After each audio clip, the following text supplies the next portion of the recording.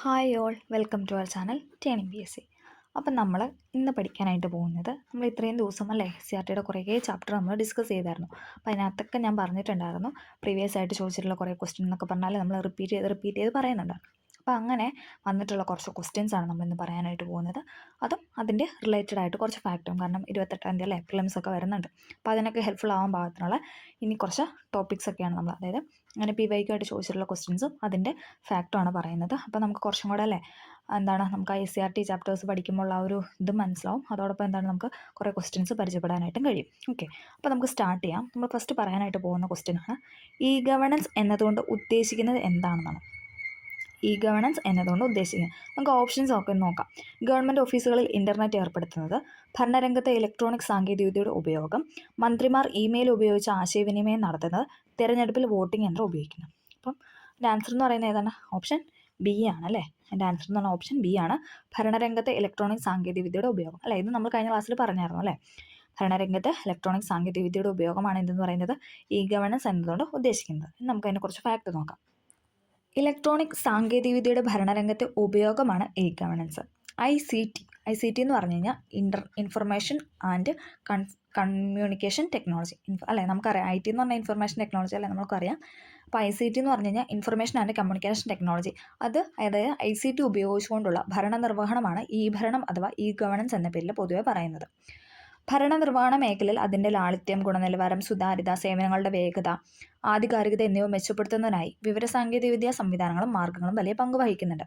കേരളത്തിൽ വിദ്യാഭ്യാസ വകുപ്പ്, റവന്യൂ വകുപ്പ്, മോട്ടോർ വാഹന വകുപ്പ് തുടങ്ങിയവരൊക്കെ ഈ ഭരണ സംവിധാനം ഉപയോഗിക്കുന്നുണ്ട്. നാഷണൽ ഇ ഗവേണൻസ് പ്ലാൻ ആരംഭിച്ച വർഷമാണ് 2006 മെയ് 18. 2006 മെയ് 18 എന്ന് പറഞ്ഞാൽ എന്താണ്? നാഷണൽ ഇ ഗവേണൻസ് പ്ലാൻ ആരംഭിച്ച വർഷമാണ് 2006 മെയ് 18. 2006 മെയ് 18 എന്ന് പറഞ്ഞു കഴിഞ്ഞാൽ എന്താണ്? നാഷണൽ ഇ ഗവേണൻസ് പ്ലാൻ ആരംഭിച്ച വർഷമാണ്. ഓക്കെ, ഇനി നമുക്ക് അതിൻ്റെ ലക്ഷ്യങ്ങളൊക്കെ നോക്കാം. സർക്കാരിൻ്റെ എല്ലാ വിവരങ്ങളും പൊതു താല്പര്യത്തിൽ എല്ലാവർക്കും ലഭ്യമാക്കുക അല്ലേ. ഫസ്റ്റ് പോയിന്റ് എന്ന് പറഞ്ഞാൽ എന്താണ്?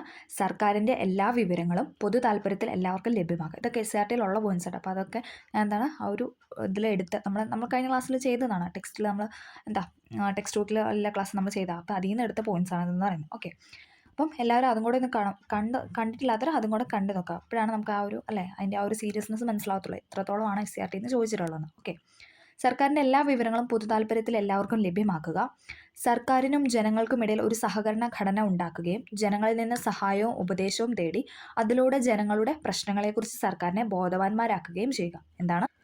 സർക്കാരിനും ജനങ്ങൾക്കുമിടയിൽ ഒരു സഹകരണ ഘടന ഉണ്ടാക്കുകയും ജനങ്ങളിൽ നിന്ന് സഹായവും ഉപദേശവും തേടി അതിലൂടെ ജനങ്ങളുടെ പ്രശ്നങ്ങളെക്കുറിച്ച് സർക്കാരിനെ ബോധവാന്മാരാക്കുകയും ചെയ്യുക. അതാണ് അടുത്ത ലക്ഷ്യം എന്ന് പറയുന്നത്. മൂന്നാമത്തെ പോയിന്റാണ് ഭരണപ്രക്രിയയിൽ ജനങ്ങളുടെ പങ്കാളിത്തം വർദ്ധിപ്പിക്കുകയും പ്രോത്സാഹിപ്പിക്കുകയും ചെയ്യുക. ഭരണപ്രക്രിയയിൽ ജനങ്ങളുടെ പങ്കാളിത്തം, അതോടൊപ്പം പങ്കാളിത്തം പ്രോത്സാഹിപ്പിക്കുകയും വർദ്ധിപ്പിക്കുകയും ചെയ്യുക. ഭരണപ്രക്രിയയിൽ സുതാര്യതയും ഉത്തരവാദിത്വവും സ്ഥാപിക്കുക. വിവരങ്ങൾക്കും സേവനങ്ങൾക്കുമുള്ള സർക്കാരിൻ്റെ ചെലവ് കുറയ്ക്കുക. അതായത് സർക്കാരിൻ്റെ ചെലവ് കുറയ്ക്കാനാണ് ഉദ്ദേശിക്കുന്നത്. അതായത് വിവരങ്ങൾക്കും സേവനങ്ങൾക്കുള്ള സർക്കാരിൻ്റെ ചെലവ് കുറയ്ക്കുക. സർക്കാരിൻ്റെ കാര്യക്ഷമത വർദ്ധിപ്പിക്കുക, പ്രത്യേകിച്ച് കേന്ദ്ര സംസ്ഥാനത്തിനും അന്തർ സംസ്ഥാനത്തിനും ഇടയിലുള്ള കാര്യക്ഷമത വർദ്ധിപ്പിക്കുക. കേന്ദ്ര സംസ്ഥാനത്തിനും പിന്നെ അന്തർ സംസ്ഥാനങ്ങൾക്കും ഇടയിലുള്ള കാര്യക്ഷമത വർദ്ധിപ്പിക്കുക. ഇതൊക്കെയാണ് എന്തെന്ന് പറയുന്നത് ഇ ഗവേണൻസിൻ്റെ ലക്ഷ്യങ്ങളെന്ന് പറയുന്നത്. ഓക്കെ, ഇനി നമ്മൾ ഇത് പറഞ്ഞപ്പോൾ നമ്മൾ അതോടൊപ്പം പഠിച്ചൊരു പോയിന്റ് ആയിരുന്നു APJ അബ്ദുൽ കലാം സാർ പറഞ്ഞ ഒരു കോട്ട് അല്ലേ. അന്ന് ഞാൻ പറഞ്ഞായിരുന്നു അത് ഇമ്പോർട്ടൻ്റ് ആണ്. കാരണം SRTയിൽ തന്നിട്ടുള്ള മിക്ക ബോക്സുകളിലും തന്നിട്ടുള്ള കോട്ട് എന്ന് പറഞ്ഞു കഴിഞ്ഞാൽ എപ്പോഴും PYQ ആയിട്ട് ചോദിക്കുന്നത്. അപ്പോൾ ആ ഒരു കോട്ടാണ് നമ്മൾ നോക്കാൻ പോകുന്നത്.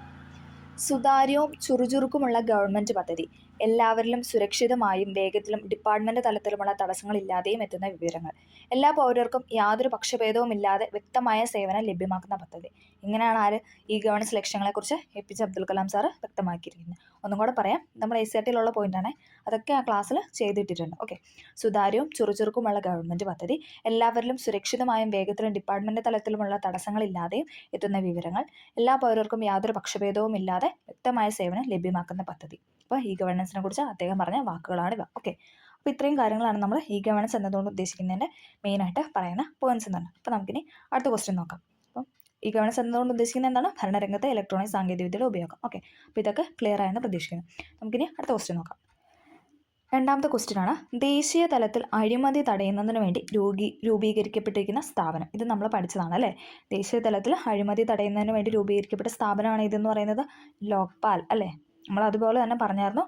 ഇനി സംസ്ഥാന തലത്തിലാണ് ഇതായിരുന്നു ലോകായുക്തയായിരുന്നു അല്ലേ. സംസ്ഥാന തലത്തിലാണ് ലോകായുക്തയും, ദേശീയ തലത്തിലാണെങ്കിൽ അത് ലോക്പാലും അല്ലേ. അപ്പം നമുക്ക് അതിൻ്റെ ഫാക്ടോർസ് നോക്കാം. പൊതു ഉദ്യോഗസ്ഥർക്കെതിരെ അഴിമതി ആരോപണങ്ങൾ അന്വേഷിക്കാൻ കേന്ദ്രത്തിന് ലോക്പാലിനെയും സംസ്ഥാനങ്ങളിൽ ലോകായുക്തയെ നിയമിക്കാൻ അധികാരം നൽകുന്ന നിയമമാണ് ലോക്പാൽ ആൻഡ് ലോകായുക്ത നിയമം 2013 എന്ന് പറയുന്നത്. ഓക്കെ, എന്താണ്? പൊതു ഉദ്യോഗസ്ഥർക്കെതിരെ അഴിമതി ആരോപണങ്ങൾ അന്വേഷിക്കാനായി കേന്ദ്ര തലത്തിൽ എന്താണ് ലോക്പാലും, ഇനി സംസ്ഥാന തലത്തിൽ എന്താണെന്ന് നമ്മൾ പറഞ്ഞാലേ ലോകായുക്ത. അത് ഓപ്ഷനിൽ തന്നിട്ടുണ്ട്, നമുക്ക് മാറി പോലെ പെട്ടെന്ന്. അപ്പം ദേശീയ തലത്തിൽ ലോക്പാലും എന്താണ് സംസ്ഥാന തലത്തിൽ ലോകായുക്തയും. ആ നിയമമാണ് ഇതെന്ന് പറയുന്നത് ലോക്പാൽ ആൻഡ് ലോകായുക്ത നിയമം 2013 എന്ന് പറയുന്നത്. ഇന്ത്യ ലോക്പാല് ലോകായുക്ത എന്നീ ആശയങ്ങൾ കടംകൊണ്ടിരിക്കുന്നത് ഓംബുഡ്സ്മാനിൽ നിന്നാണ് അല്ലേ. ഇതൊക്കെ നമ്മൾ SCRT പറഞ്ഞാണ്. ഇന്ത്യ ലോക്പാല് ലോകായുക്ത എന്നീ ആശയങ്ങൾ കടംകൊണ്ടിരുന്നത് ഓംബുഡ്സ്മാനിൽ നിന്നാണ്. അപ്പോൾ ഓംബുഡ്സ്മാൻ എന്താണ്? ഓംബുഡ്സ് എന്ന സ്വീഡിഷ് പദത്തിൽ നിന്നാണ് ഓംബുഡ്സ്മാൻ എന്ന പദം ഉണ്ടായത്. 1809 സ്വീഡനിൽ ഓംബുഡ്സ്മാൻ എന്ന സ്ഥാപനം ഔദ്യോഗികമായി നിലവിൽ വന്നത്. ഓംബുഡ്സ്മാൻ എന്ന വാക്കിനർത്ഥം മറ്റൊരാളുടെ വക്താവ് അല്ലെ പ്രതിനിധി എന്നൊക്കെയാണ്. ഓക്കെ, അതൊന്നും നമുക്ക് വേണ്ട. നമുക്ക് ഇനി ലോക്പാലുമായിട്ട് ബന്ധപ്പെട്ട കുറച്ച് കാര്യങ്ങൾ പറയാം. ലോക്പാൽ എന്ന പദത്തിൻ്റെ അർത്ഥം എന്ന് പറയുന്നത് ജനങ്ങളുടെ സംരക്ഷകൻ എന്നാണ്. ലോക്പാൽ എന്ന പദത്തിൻ്റെ അർത്ഥമാണ് ജനങ്ങളുടെ സംരക്ഷണം. ഇനി ലോക്പാലിൻ്റെ ചെയർമാൻ ഉണ്ടായിരിക്കേണ്ട യോഗ്യതകളാണ് പറയുന്നത്. എന്താണ് ലോക്പാലിൻ്റെ ചെയർമാൻ ആവുന്നതിൻ്റെ യോഗ്യതകൾ? ഒന്നെങ്കിൽ സുപ്രീം കോടതി ചീഫ് ജസ്റ്റിസോ, അല്ലെങ്കിൽ റിട്ടയർഡ് സുപ്രീം കോടതി ചീഫ് ജസ്റ്റിസോ, അല്ലെങ്കിൽ സുപ്രീം കോടതി ജഡ്ജിയോ, അല്ലെങ്കിൽ റിട്ടയർഡ് സുപ്രീം കോടതി ജഡ്ജിയോ ആയിരിക്കണം.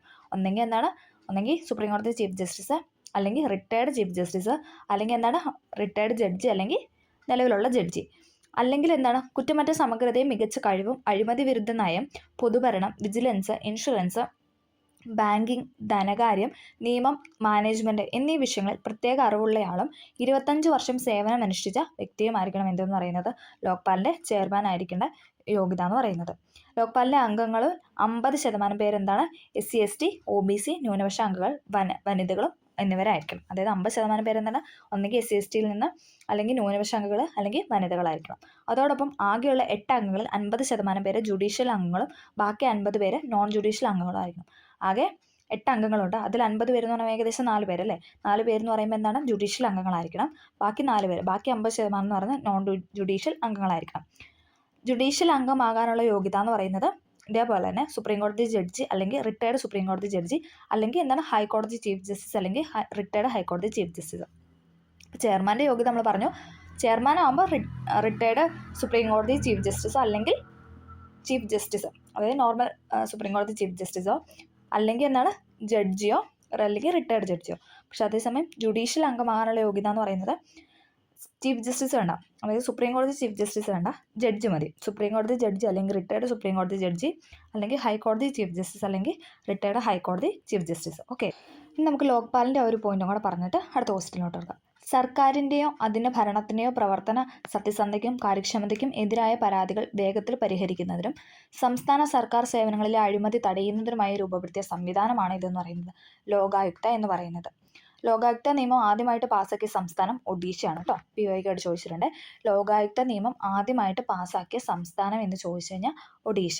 ഓക്കെ, ലോകായുക്ത നിയമം ആദ്യമായി പാസ്സാക്കിയ സംസ്ഥാനമാണ് ഒഡീഷ. ലോകായുക്തയെ ആദ്യമായി നിയമിച്ച സംസ്ഥാനം മഹാരാഷ്ട്ര. ആദ്യമായിട്ട് പാസ്സാക്കി ചോദിച്ചാൽ ഒഡീഷയും, ഇനി നിയമിച്ചത് ആരാന്ന് ചോദിച്ചു കഴിഞ്ഞാൽ മഹാരാഷ്ട്രയുമാണ്. ഓക്കെ, ക്ലിയർ ആയെന്ന് പ്രതീക്ഷിക്കുന്നു. ദേശീയ തലത്തിൽ അഴിമതി തടയുന്നതിന് വേണ്ടി രൂപീകരിക്കപ്പെട്ട സ്ഥാപനമാണ് ഇതെന്ന് പറഞ്ഞ ലോക്പാൽ. ഓക്കെ, നമുക്ക് അടുത്ത ക്വസ്റ്റ്യൻ നോക്കാം. മൂന്നാമത്തെ ക്വസ്റ്റ്യനാണ്, ഇന്ത്യയിലെ GST ബില്ല് പാസ്സാക്കിയ ആദ്യത്തെ സംസ്ഥാനം ഏതാണ്? Option A Bihar, B Kerala, C Odisha, D Assam. ഏതാണ്? ഇന്ത്യയിൽ GST ബില്ല് പാസ്സാക്കിയ ആദ്യത്തെ സംസ്ഥാനം എന്ന് പറയുന്നത് അസ്സാമാണ്. ഓക്കെ, ഓപ്ഷൻ D അസ്സാം. അപ്പോൾ നമുക്ക് GSTയുമായി ബന്ധപ്പെട്ട കുറച്ച് ഫാക്റ്റൊക്കെ നോക്കാം. ഓക്കെ, ഇന്ത്യയിൽ നടപ്പിലാക്കിയ ഏറ്റവും വലിയ നികുതി പരിഷ്കാരമാണ് ചരക്ക് സേവന നികുതി, അല്ലെങ്കിൽ GST അല്ലെ, goods and service tax. Okay, ഇന്ത്യയിൽ നടപ്പിലാക്കിയ ഏറ്റവും വലിയ നികുതി പരിഷ്കാരമാണ് ഇതെന്ന് പറയുന്നത് GST എന്ന് പറയുന്നത്. GST എന്നാ നിലവിൽ വന്നത്? 2017 അല്ലേ. 2017 ജൂലൈ 1 ഇതും BYQ ആയിട്ട് ചോദിച്ചിട്ടുണ്ട്. 2017 ജൂലൈ 1 GST ബില്ല് നിലവിൽ വന്നത്. ഏത് ഭേദഗതി പ്രകാരമാണ്? 101 ഭേദഗതി പ്രകാരം അല്ലേ? 101 ഭരണഘടനാ ഭേദഗതിയിലൂടെയാണ് 2017 ജൂലൈ 1 GST നിലവിൽ വന്നത്. Okay, goods and service tax. ദേശീയ സംസ്ഥാന തലങ്ങളിലായി നിലനിന്നിരുന്ന വിവിധ തരം പരോക്ഷ നികുതികൾക്ക് പകരമായി ഏർപ്പെടുത്തിയ ഏകീകൃതവും സംയോജിതവുമായ നികുതിയാണ് GST എന്ന് പറയുന്നത്. എന്താണ്?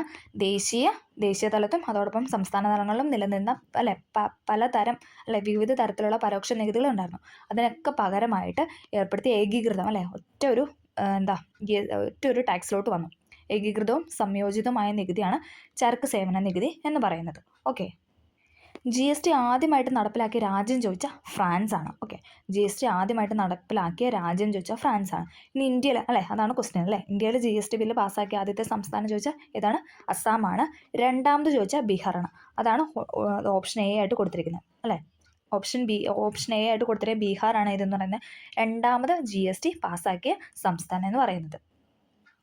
ഇനി അതായത് GST ബില്ല് പാസ്സാക്കാൻ 16 സംസ്ഥാനങ്ങളുടെ അനുമതി ആവശ്യമായിരുന്നു. അതിനു വേണ്ടിയിട്ട് ആ 16ാമത് ഒപ്പുവെച്ച സംസ്ഥാനമാണ് ഒഡീഷ എന്ന് പറയുന്നത്. അത് നമുക്ക് ഓപ്ഷൻ തന്നിട്ടുണ്ട്. അതായത് ഈ GST ബില്ല് പാസ്സാക്കാൻ വേണ്ടിയിട്ട് 16 സംസ്ഥാനങ്ങൾ അതിനെ അനുകൂലിക്കണമായിരുന്നു. അപ്പം അങ്ങനെ അനുമതി വേണമായിരുന്നു. അങ്ങനെ 16ാമത് ഒപ്പുവെച്ച സംസ്ഥാനമാണ് ഏതെന്ന് പറയുന്നത്? ഒഡീഷ എന്ന് പറയുന്നത്. ഓക്കെ, അപ്പോൾ ആദ്യമായിട്ട് ബില്ല് പാസ്സാക്കിയത് ചോദിച്ചാൽ അസ്സാമാണ്. രണ്ടാമത് GST ബില്ല് പാസ്സാക്കിയ സംസ്ഥാനം ചോദിച്ചു കഴിഞ്ഞാൽ ഏതാണ്? ബീഹാറാണ്. ഇനി 16ാമത് അങ്ങനെയും ചോദിച്ചിട്ടുണ്ട്. കാരണം എന്ന് വെച്ചാൽ ഈ 16 സംസ്ഥാനങ്ങളുടെ അനുമതി വേണമല്ലോ. അപ്പോൾ അതുകൊണ്ട് ആ 16ാമത്തെ സ്റ്റേറ്റ് ഏതാണെന്ന് ചോദിച്ചിട്ടുണ്ട്. അതെന്ന് പറയുന്നത് ഒഡീഷയാണ്. ഓക്കെ, ഇനി GST ബില്ല് കേരളത്തിൽ എന്നാണ് പാസ്സാക്കിയതെന്ന് ചോദിച്ചാൽ 2017 സെപ്റ്റംബർ 17 കേട്ടോ. കുറച്ച് മാസങ്ങൾ കഴിഞ്ഞ് 2017 എന്താണ്?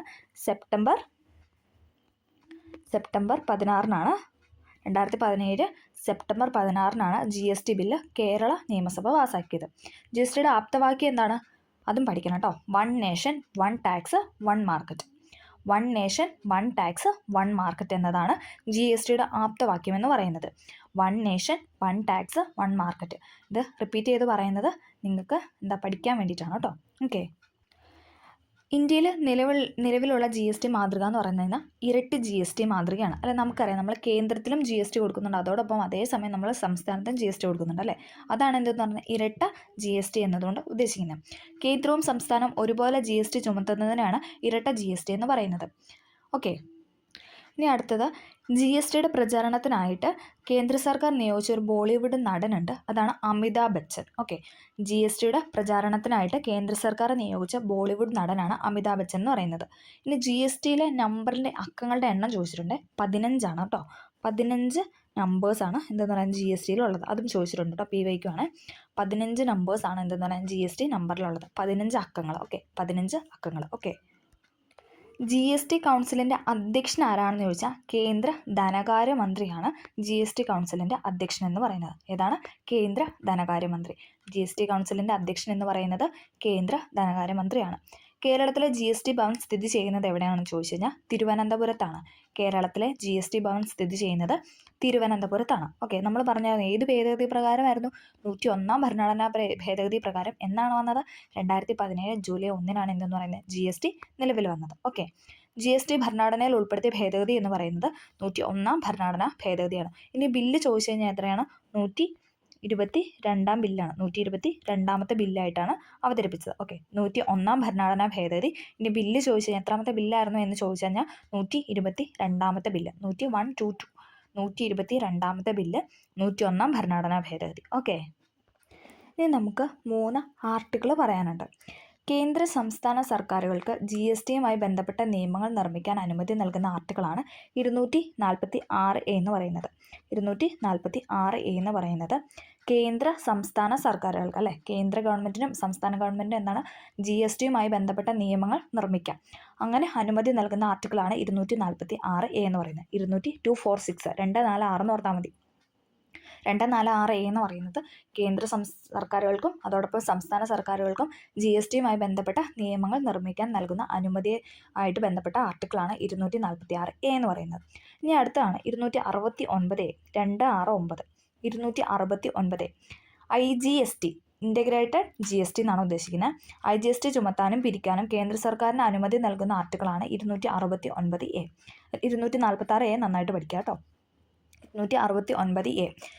IGST ചുമത്താനും പിരിക്കാനും കേന്ദ്ര സർക്കാരിന് അനുമതി നൽകുന്ന ആർട്ടിക്കിളാണ് 269A എന്ന് പറയുന്നത്. ഇനി അടുത്ത 279A ആണ് 279. അപ്പം 2, 4, 6 പഠിച്ചു. അതെന്ന് പറയുന്നത് എന്താണ്? കേന്ദ്ര സംസ്ഥാന ഗവൺമെൻറ്റിന് GSTയുമായി ബന്ധപ്പെട്ട നിയമങ്ങൾ നിർമ്മിക്കാൻ അനുമതി നൽകുന്ന ആർട്ടിക്കിളാണ് 246A എന്ന് പറയുന്നത്. ഇനി GST ചുമത്താനും പിരിക്കാനും കേന്ദ്ര ഗവൺമെൻറ്റിന് അനുമതി നൽകുന്ന ആർട്ടിക്കിളാണ് 269A എന്ന് പറയുന്നത്. അടുത്താണ് 279. അതെന്താണ്? GST കൗൺസിലിനെ പറ്റി പറയുന്നത്. GST കൗൺസിലിനെ പറ്റി പരാമർശിക്കുന്ന ആർട്ടിക്കിളാണ് 279. GST കൗൺസിലിനെ പറ്റി പരാമർശിക്കുന്നതാണ് 279 എന്ന് പറയുന്നത്. ഓക്കെ, GST കൗൺസിലിനെ പറ്റി പരാമർശിക്കുന്നതാണ് 279. ഓക്കെ, 279A അതായത് 279A എന്ന് പറയുന്നത് എന്താണ്? GST കൗൺസിലിനെ പറ്റി പരാമർശിക്കുന്ന ആർട്ടിക്കിളാണ്. ഒന്നും കൂടെ പറയാം. കേന്ദ്ര സംസ്ഥാന സർക്കാരുകൾക്ക് GSTയുമായി ബന്ധപ്പെട്ട നിയമങ്ങൾ നിർമ്മിക്കാൻ അനുമതി നൽകുന്ന ആർട്ടിക്കിളാണ് 246A എന്ന് പറയുന്നത്. IGST ഇൻ്റഗ്രേറ്റഡ് GST ചുമത്താനും പിരിക്കാനും കേന്ദ്ര സർക്കാരിന് അനുമതി നൽകുന്ന ആർട്ടിക്കിളാണ് 269A എന്ന് പറയുന്നത്. GST കൗൺസിലിനെ പറ്റി പരാമർശിക്കുന്ന ആർട്ടിക്കിളാണ് 279A. GST council 279A. Okay, ഇനി നമുക്ക് പറയാനുള്ളത് GSTയിൽ നിന്നും ഒഴിവാക്കപ്പെട്ട കുറച്ച് സാധനങ്ങളുണ്ട്. നമുക്ക് അതിനെപ്പറ്റിയാണ് പറയുന്നത്. പെട്രോളിയം ഉൽപ്പന്നങ്ങൾ, അതായത് ഡീസൽ, പെട്രോൾ, പ്രകൃതിവാതകം, വിമാന ഇന്ധനം, ഇതിനൊന്നും എന്താണ്? GST ചുമത്തത്തില്ല. ഏതൊക്കെയാണ്? പെട്രോളിയം ഉൽപ്പന്നങ്ങളായ ഡീസൽ, പെട്രോൾ, പ്രകൃതിവാതകം, വിമാന ഇന്ധനം. പിന്നെ എന്താണ്? വൈദ്യുതി, അല്ലേ? നമ്മുടെ കറണ്ടിനൊന്നും എന്താണ്? GST ഇല്ല. അതോടൊപ്പം മനുഷ്യ ഉപഭോഗത്തിനുള്ള മദ്യം, വൈദ്യുതി, പെട്രോളിയം ഉൽപ്പന്നങ്ങൾ എന്നിവയ്ക്ക് എന്താണ്? GST ഇല്ല. ഓക്കെ, ഇന്ത്യയുടെ GST കൗൺസിലുമായി ബന്ധപ്പെട്ട ഒരു ക്വസ്റ്റ്യൻ ആണ് പറയുന്നത്. അതായത് എത്ര അംഗങ്ങളാണുള്ളത്?